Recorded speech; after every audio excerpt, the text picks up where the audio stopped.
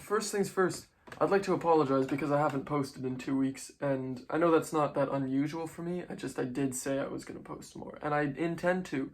I had my wisdom teeth taken out 1 week ago, and it's been really painful and difficult to sing, but I'm back on track now, so I'm going to put this video out today, and I'm going to have another tomorrow, which is going to be a Marty Robbins tune because it's the anniversary of his death. So, this is going to just be a discussion about Oh Death, which I sung almost 2 weeks ago now. This tune was supposedly, it's an old hymn, it was supposedly written by Lloyd Chandler, but there's some speculation about who it was written by, because Lloyd Chandler's version is the version we all sing.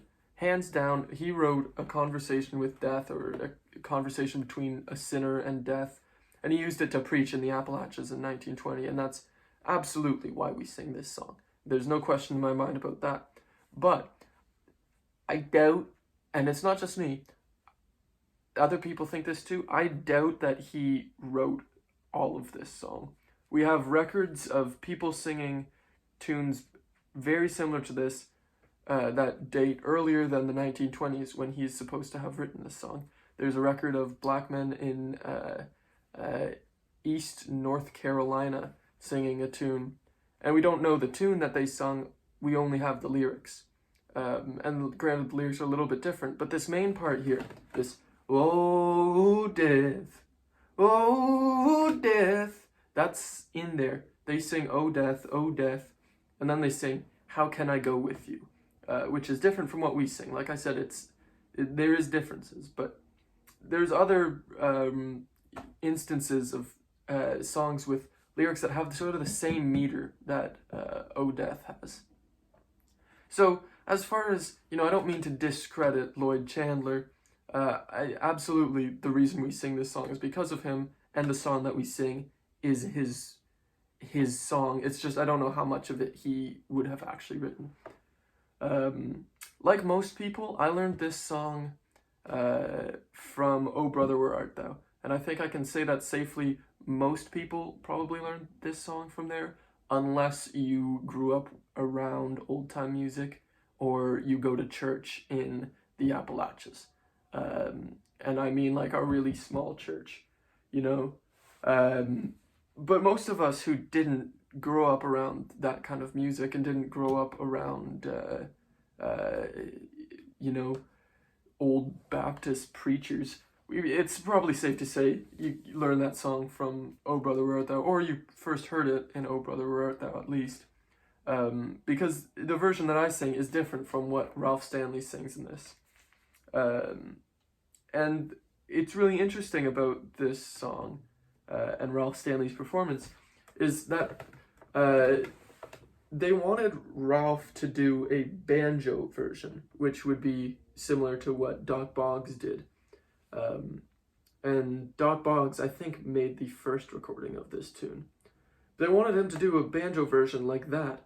And he protested, and he said, "No, I think I should do a version that's like a solo voice, because it'll sound more like the old church music." And that's really where this comes from. It's a hymn.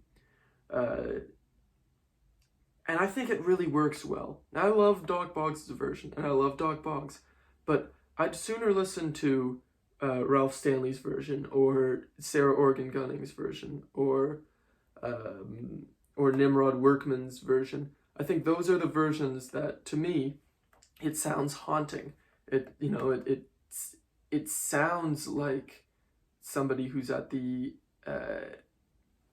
very end, who's looking at death, and even in the song it says, "I can't see," who's feeling death upon them. It's a great tune, and I think it really stands out when you sing it a cappella. So that's why I sung it completely solo. Like I said, there is a banjo part, and Clifton Hicks has a great video that teaches you a nice old-time banjo part. I think his version comes from Doc Boggs' version. His version probably comes from George Gibson's version, which comes from Doc Boggs' version. Not that I know George Gibson has a version, just that, like, you know, it's the joke about Clifton Hicks is he's always talking about George Gibson. And I always recommend, if you really want to know a really good old-time version of a tune, Clifton Hicks is your guy. He's really carrying the torch that a lot of these old-timers lit. But I went through and I learned that whole song, and then I decided that I didn't want to play the banjo for it. It's a really cool banjo part, and I really recommend for you guys who are interested, check out his version and check out Doc Boggs' version, and you can hear it with the banjo. I simply think that the way I sing it is more attuned to a solo voice. And I think one of the nice things about singing solo voice in this old mountain style is there's a lot of freedom. And there's less freedom when you've got an instrument accompanying you. Not to say that there's, you know, no freedom in instrumentation. Of course there is, and especially with old-time music, to play whatever you want. You know, and that's what they did. But I think with the solo voice, I can experiment a lot more with the melody and with how I would sing it and the ornamentations that I'd put on it.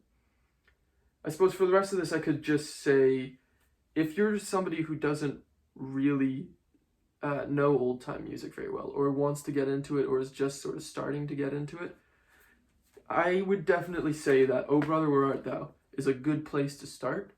First of all, it's a great movie. The Coen brothers are masters. It's one of my favorite movies, definitely in my top 5. But just even the soundtrack. Now these songs there's a lot of modern recordings, and I don't mean to say that as if modern recordings are bad. They're wonderful. Listen to everybody modern, you know.